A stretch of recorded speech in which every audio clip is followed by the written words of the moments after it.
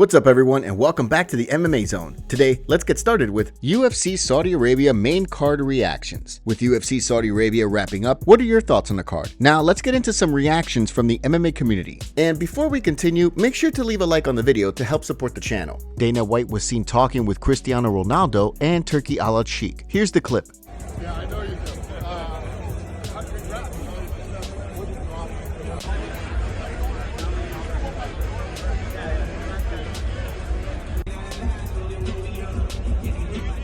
Sharaputdin Magomedov versus Michael Page. Michael Page defeated Sharaputdin by unanimous decision, completely shutting down Shara. Here's what the community had to say. Derek Lewis said, "I would hate to fight MVP." Renato Moicano said, "Easy decision for MVP. Master of distance but too old. He would be very competitive if he got in UFC 10 years ago." Khamzat Chimaev said, "Congrats Captain Michael Page." Dylan Dennis said, "Called it." Giga Chikadze said, "Watching MVP is so much fun." Ben Askren said, "MVP just a little faster, which means he's winning almost every exchange. 2018 MVP. He went on to say, "Sharaputdin versus MVP is what all casuals thought MMA would look like when it started." Danny Segura said, "Michael Page clearly the better striker here." Aaron Bronstetter said, "Great win for MVP. Did a great job of managing the distance and had Shara confused for much of the fight. Another undefeated fighter loses. Very few remain in the UFC." MMA Guru said, 2-1 MVP clearly pretty clear over Shara Magomedov. MVP got one of them styles where anything can happen but nothing ends up happening all at once. Can't look away but you won't miss anything if you. Shara never shot a TD. Doesn't care about his career. Cut him." He also said, "Actually a huge win for MVP right now in his career. He really needed this one.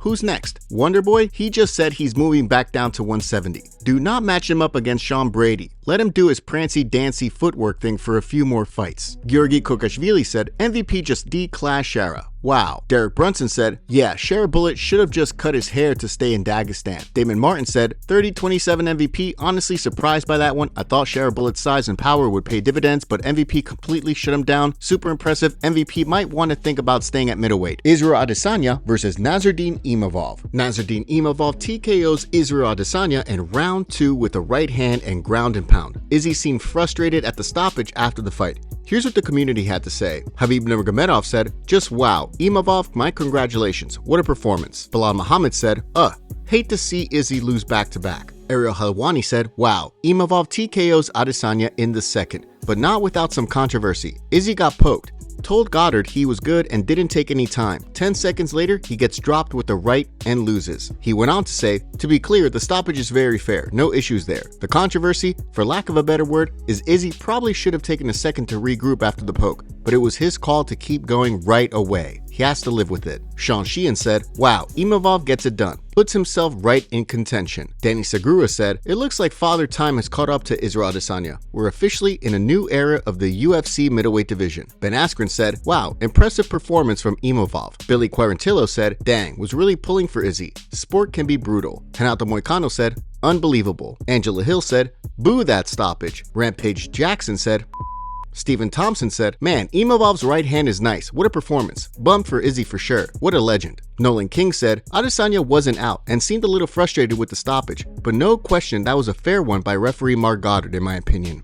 Imavov had back mount and was pounding away. The MMA Guru said, "Clean overhand from Imavov puts Israel Adesanya out cold. Clean second round finish from Nassourdine Imavov. Tough for Izzy moving forward. He might call it quits here." And before we continue, we have a favor to ask. Help us reach 200,000 subscribers on MMA Zone by subscribing and turning on notifications for daily MMA content. Seriously, we rarely miss a day. Paddy Pimblett talks about viral video. Paddy Pimblett has been in the news recently after a video showed Paddy holding onto a choke in a gym scrap, despite the fact that his opponent had tapped out. Not long after that, the lightweight defended his actions, and now he's provided even more information as to why he did what he did. Earlier in January, some fans and observers started piling on Pimblett for not releasing the choke immediately. The Scouser held on to it until his opponent, Dennis Frimpong, was out cold. The two had agreed to fight in the gym after exchanging verbal jabs online. In response, Pimblett proceeded to claim that he and Frimpong had agreed that there would be no tapping out. Now, in a more recent video, Paddy reported that he has some serious problems with Frimpong on account of how he's acted towards two of his teammates.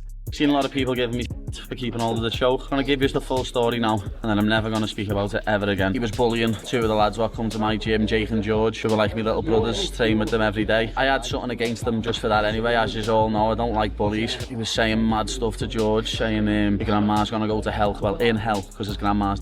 We kept going back and forth. I ended up saying, come on, let's get a spar on, let's do it. I said to him as well, lad, I'm going on holiday for 2 weeks, so let's do it before I go on holiday. And he said no. First day I'm on holiday, I flew on the 1st of Jan. On the 2nd of Jan, he puts a video up talking.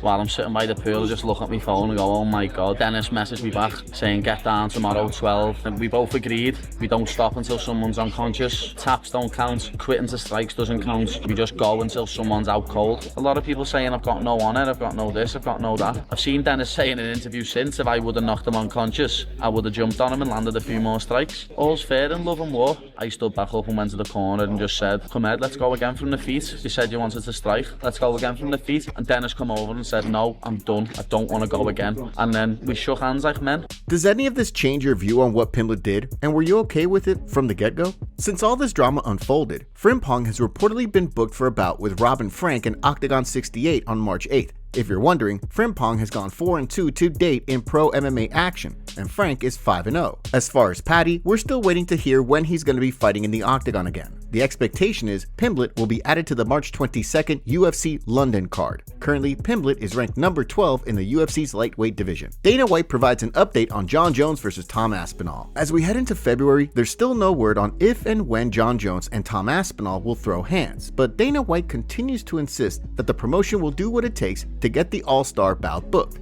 If you're a hardcore MMA fan, you know that for months, there's been endless talk and speculation regarding if Jones and Aspinall will indeed battle. For a while, Jones scoffed at the idea that he needs to fight Aspinall, even though the latter is widely considered to be one of the most talented and promising heavyweights in the world. Well, following Jones's win over Stipe Miocic in November, he cracked the door open to the possibility of fighting Tom Aspinall, if the UFC forks over barrels of cash. But as Q1 of 2025 continues to roll, the MMA world is still playing the waiting game. Mac Life's Oscar Willis caught up with White ahead of the UFC's card in Saudi Arabia. When the UFC president was asked about the Jones-Aspinall situation, here's what he said. There's no situation. It's the biggest fight that we can make, White said. I know the fans like to mess with Jon or whatever. Jon Jones isn't afraid of anybody, and Jon Jones will fight anybody. It's just a matter of getting the fight done now. That's our job. Despite White's insistence the UFC is working on the bout, Willis proceeded to ask if the promotion will have to move on, if Jones still has not committed by mid-2025. 100%, White said. If we don't get the fight done, we move on and we make another fight. But the night before, I was up in my room with my people until like 6 in the morning. We're working on lots of stuff right now. There's lots of really good going on right now. So here's hoping we hear something on this in the not too distant future. The consensus seems to be that if Jones does agree to fight, the UFC will likely try to book this during International Fight Week in the summer. Historically, the UFC tries to book massive must-see bouts during that week. But what do you think? Are you hopeful the UFC will get this fight done? Or do you think that Jones may walk off into the retirement sunset without facing the dangerous English fighter? Islam Makhachev next UFC fight? Following Islam Makhachev's memorable win at UFC 311, there's been no shortage of speculation and debate about what's going to be next for the lightweight king. Well, based on recent comments Dana White made about Makhachev, all the buzz about his next fight has reached new heights. Makhachev was supposed to rematch Arman Tsarukyan in the recent event, but the #1 contender pulled out late due to a reported back injury, and Renato Moicano stepped in. Makhachev took money out with a nasty Darce choke in the opening round. Dana White proceeded to announce that Tsarukyan will not be next for a title shot, which kicked off theories that the UFC wasn't happy with the challenger. Some have even questioned if Tsarukyan was really injured, or if he wasn't hurt that bad. Well, while talking to the press before UFC Saudi Arabia, White was asked about Tsarukyan's next fight. I know there's a lot of conspiracy theories out there about this. You'll just have to watch and see how this plays out. This is interesting to hear. The comments prompted many to wonder what White could be hinting at. Case in point, MMA content creator, The Real Kevin K, posted this in response. My conspiracy theory based on this clip. Dana White has given Islam Makhachev the green light to move up. Arman versus Charles for the 155 belt is next. Arman was going to miss weight and wasn't injured like it was reported at UFC 311. This post could turn out to be total just a pure conspiracy theory based off this clip. And while White was talking with the Mac Life's Oscar Willis, he was also asked about Makhachev's next bout and the fact that he's been teasing something could be in the works. You're very insightful. Every year I say to myself, how do we raise the bar? How do we go to another level? How do we beat this year? And every year we seem to do it, and every year there's fun fights that, we get excited to make, and we're working on a ton of those right now. Hopefully soon we can all learn what this means, but Makhachev has gone on record stating he's not overly keen to rematch Tsarukyan or Charles Oliveira again. He's expressed an interest in fighting Justin Gaethje, but Gaethje needs to get by Dan Hooker at UFC 313. Makhachev has also repeatedly talked about pursuing a belt in another division. Could the UFC have something up its sleeve in that respect? What do you think? Could Makhachev be moving up to welterweight? All that aside, Tsarukyan's ATT teammate, Grant Dawson, recently told James Lynch that the challenger's withdrawal had nothing to do with the bad weight cut, and that the back injury was legit. Sean Strickland not impressed with Dricus du Plessis striking. Sean Strickland has challenged Dricus du Plessis to quote-unquote strike like men in their upcoming scrap at UFC 312. Not surprisingly, that's probably because Strickland believes he has a massive advantage over DDP in the stand-up. Strickland has worked his way into a rematch with the man who took the middleweight crown from him via a split decision win in January 2024. Since then, the powerful fighter extended his reign by submitting Israel Adesanya in August, while Strickland defeated Paulo Costa by decision in June. Footage from the UFC 312 countdown show has begun making the rounds, and in one clip, Strickland outlined why he thinks his striking is a league above DDP's. The thing about Dricus is, he does nothing right, but it always works out. He fights hard, he's awkward. You just have to have your hands where they need to be, your hips where they need to be. I think my striking is light years better than his. Izzy was beating him in the striking. I dog-walked Izzy. Strickland isn't the only person to argue that he has better striking than du Plessis. But as the champion has reminded Strickland and his supporters of, this is MMA. DDP has done nothing but win since he arrived in the UFC thanks to his very well-rounded game, and yes, because of his unorthodox and explosive style. But how do you see the rematch playing out? Will Strickland hear and new once again at UFC 312? Or do you see the middleweight belt returning back to South Africa with DDP? UFC updates. Let's take a look at some UFC updates that are raising some eyebrows. Recently, MMA content creator Real Kevin K reported Kevin Holland is returning to the welterweight division for a showdown with Gunnar Nelson. The bout will be part of the UFC's March 22nd card in London, England. Other outlets also proceeded to confirm the matchup with sources. Holland is coming off a first-round submission loss to grappling ace Reinier de Ridder at UFC 311. Prior to that, the fan favorite incurred a TKO loss to Roman Dolidze due to a rib injury that Holland sustained. So Trailblazer will be returning to welterweight for the first time since March 2024, where he dropped a decision loss to Michael Venom Page. Of course, against Nelson, Holland will be facing yet another guy who knows a thing or two about grappling. The Icelandic fighter has not competed, however, since March of 2023, when he submitted Brian Barberena. It'll be interesting to see how this fight plays out. While it's hard to imagine Holland getting his walking papers due to his willingness to fight pretty much anyone, whenever, he is 1-4 in his last 5 scraps. Next, could we see former Bellator light heavyweight champ and Fedor Emelianenko's teammate Vadim Nemkov step into the octagon?